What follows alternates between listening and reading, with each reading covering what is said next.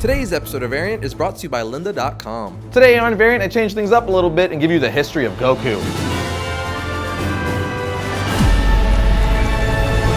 Welcome to Variant, where we love comics more than I'm excited to talk about something Dragon Ball Z related. I'm your host, Arris Quinones. Since this is Heroes Month here at Variant, I figured this was the perfect time to talk about one of my favorite heroes that's not your traditional superhero from an American comic book publisher. And that would be Goku from manga and the Dragon Ball Z, and Dragon Ball GT anime series. I don't read lots of manga or watch a lot of anime, but I do love me some Dragon Ball Z, and Goku is my favorite character from the series. So let's see why he's such an awesome hero.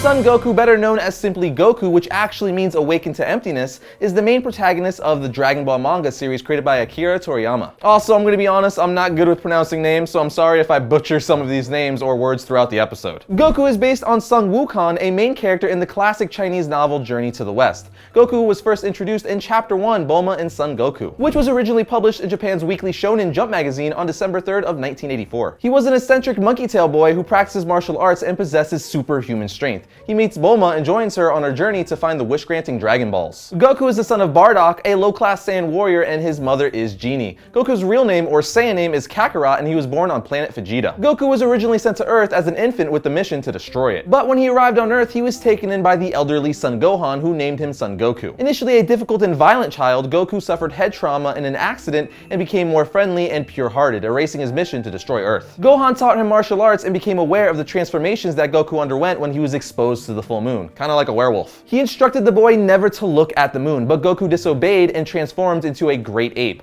While transformed, he accidentally murdered Gohan. After the death of his adoptive grandfather, Goku essentially raised himself alone in the mountains. Now 11 or 12 years old, Goku encounters a new person for the first time in his entire life, a woman named Bulma. He joins her on her quest for the 7 Dragon Balls, and the pair go through a number of adventures, gathering new companions and acquaintances as they go, including Master Roshi, who instructs him further in martial arts and teaches him many of his important moves, and even gives him his famous flying cloud, Nimbus. Goku decides to leave his friends for a time and returns to Master Roshi for training. During this time, Goku meets Krillin, who he becomes very good friends with. Jumping ahead a little bit, Krillin is murdered by one of King Piccolo's sons, Tambourine. As an act of revenge, Goku manages to kill Piccolo by punching through his chest. Yeah, he punched a perfect hole right through his chest. With his dying breath, Piccolo spits out an egg that contains his reincarnation, Piccolo Jr., which is the Piccolo we all know from Dragon Ball Z, who trained Goku's son, Gohan. Goku begins to search for a possible way to revive the Dragon Shenron. When he does, all of his friends who were killed by Piccolo are resurrected. Goku then begins training with Kame and Mr. Popo in order to prepare for the 23rd World Martial Arts Tournament. Despite suffering a lot of injuries, Goku defeats Piccolo in the final round, becoming the winner of the tournament.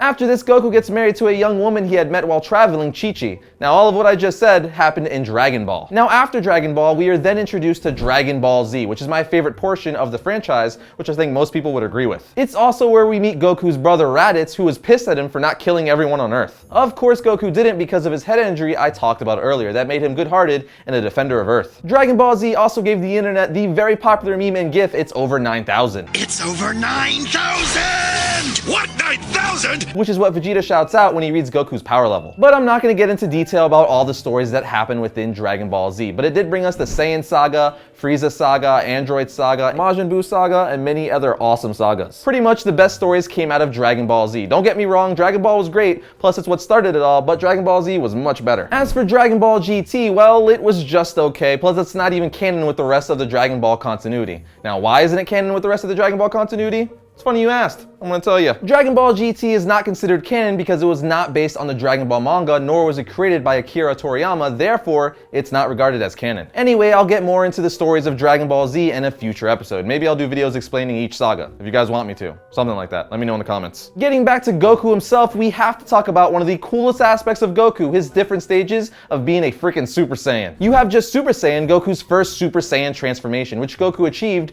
during his final battle against Frieza. Frieza killed Goku's best friend Krillin, causing Goku to fall into a fit of rage and gain the legendary degree of power Frieza has so greatly feared. While in this form, Goku's eyes are colored green, his hair stands on end and becomes golden in color. He also possesses a golden flame-like aura in this form. Goku's stats are increased 50 times than his base form, which of course allows Goku to defeat Frieza. However, his personality is affected while in this form, as his good-hearted personality is now replaced with ruthlessness, anger, and rage. Then you have Super Saiyan 2, Goku's second Super Saiyan transformation. Much like the previous transformation, Goku's hair stands on on end and is colored gold. However, his hairstyle is more rigid, and his aura takes a more fierce flame-like appearance along with crackling blue energy sparks. Although it is unknown when Goku achieved this form, it was first seen in the fight against the monster Yakon. In this form, Goku's powers increased 2 times than the power given by a Super Saiyan, multiplying his energy 100-fold. While Goku is not as aggressive in this form as he is in Super Saiyan 1, his power drains more quickly. Then you have Super Saiyan 3. Goku was the first to achieve this form and was able to do so after several years of vigorous training in Otherworld. Their appearance is much different from the other two. The rigid hairstyle becomes smooth and flowing, sometimes growing down past the waist, and Goku's eyebrows are gone. His aura remains the same as Super Saiyan 2 except with more blue energy sparks.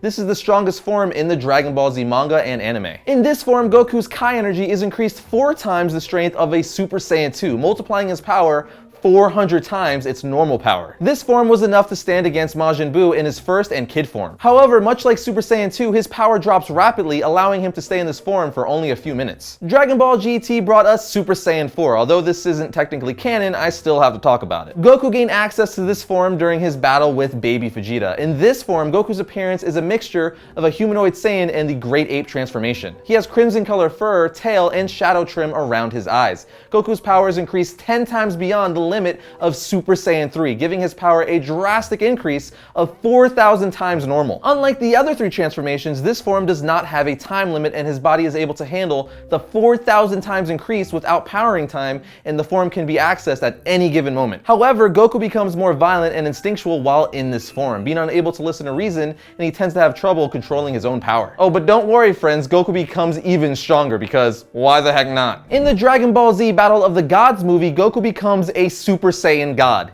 Yeah, a god. This transformation was revealed by the Oracle Fish when he explains to the God of Destruction that a Super Saiyan God would appear before him. Goku's overall appearance in this form is unchanged. However, his hair and eyes are now a crimson color, and he possesses an explosive flaming aura. The only way for Goku to achieve this form is to harness the power of 6 pure-hearted Saiyans. In this form, Goku is able to match the God of Destruction blow for blow, but powers down more quickly than other transformations due to its godly degree of power. Now I know what you may be thinking. There is no way Goku can get any stronger than a god. But guess what? You'd be wrong. Now this is about to get a little confusing because I'm about to say Super Saiyan a lot. Goku becomes a Super Saiyan God Super Saiyan from his training with Whis. This form allows Goku to have the godly power of a Super Saiyan God form in his Super Saiyan form. Is that confusing? I hope it wasn't. This form is attained by mastering the Super Saiyan God form, then becoming a Super Saiyan and flooding the transformation with godly Kai. So yeah, clearly Goku is freaking strong. I'm just curious to see what they're gonna come up with next after Super Saiyan God Super Saiyan, because the new series Dragon Ball Super is coming to the US soon, and there's no way we're not eventually gonna get more upgrades to Goku's powers. Also, I almost forgot there is kind of a Super Saiyan 5, but not really, and that's because it's not official. Super Saiyan 5 is a non-canon transformation that Goku achieves in the fan-made Dragon Ball AF series. It's unknown exactly how powerful it is, but it is far greater than a Super Saiyan 4. Clearly. Now that I've talked about all of Goku's Super Saiyan forms, let's talk about his powers and abilities, at least his most popular ones since he has so many dang powers. We have his famous Kamehameha Blast, which is a blue energy wave fired from cupped hands after pronouncing the name of the attack. Solar Flare, Goku places his hands around his face and releases a blinding flash of light used to blind opponents for either a quick getaway or as an opening for an attack. Fusion Dance, Goku could perform a dance with Vegeta in order to merge their bodies to form Gogeta. The technique's downside is that it only lasts for a half hour. Homing Energy Wave, he can fire an energy wave that tracks and homes his opponent by locking onto their energy signature. The Spirit Bomb, Goku gathers energy from the area around him to form a positive energy ball that is highly effective against beings of evil. Instant Transmission, Goku typically places 2 fingers on his forehead and senses a Kai signature and then instantly teleports to that location. Goku has a ton of other powers like flight, telekinesis, telepathy,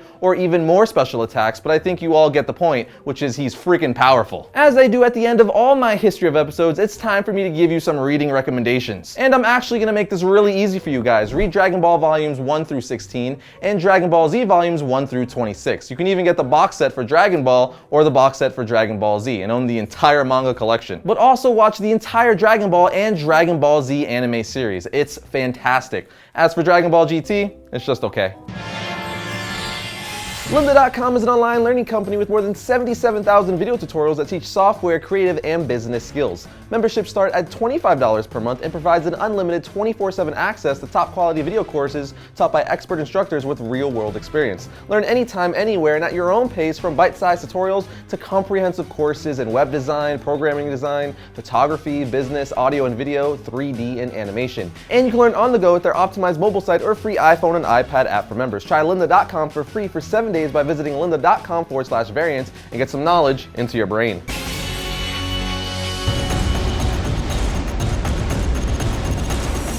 First up for Wednesday, July 8th, we have Battle World Marvel Zombies issue 2. It's Battle World and Marvel Zombies. What else could you ask for? Here we have Batman Superman issue 22. In this issue, we find out if Superman can accept the truth about his new partner, the all-new Batman. And here we have Justice League of America issue 2. The JLA learns more about the armada of religious zealots that have arrived on Earth and their stunning ties to Krypton. And finally, we have Batman issue 42. There's more surprises around every corner as the all-new Batman hits the streets of Gotham City. I must say, I'm enjoying this new Batman a lot thus far. And that'll bring another episode of Variant to a close. But remember, you can always like our Variant Facebook page to keep up with the show and all things comic related. You can also follow my face on Twitter at twitter.com/Arris_Quinones. And also remember to hit the subscribe button. But I'll see you guys next week when I talk about all things comics. My favorite Batmobile would have to be the one from Arkham Knight. My favorite Batmobile is probably the new one for Batman v Superman. I really like what Zack Snyder did with it. It's kind of an amalgamation of other ones that we've seen before with his stamp on it. For the Batman vs. Superman movie, I mean, there's machine guns on that thing. That thing is just awesome. I think my favorite Batmobile would honestly have to be the Batman v Superman Dawn of Justice Batmobile. Pulo's demon of a Batmobile that seems to turn the GCPD's world upside down. My favorite Batmobile is the Tumblr 1960s TV series Batmobile. It's like freaking classic as hell.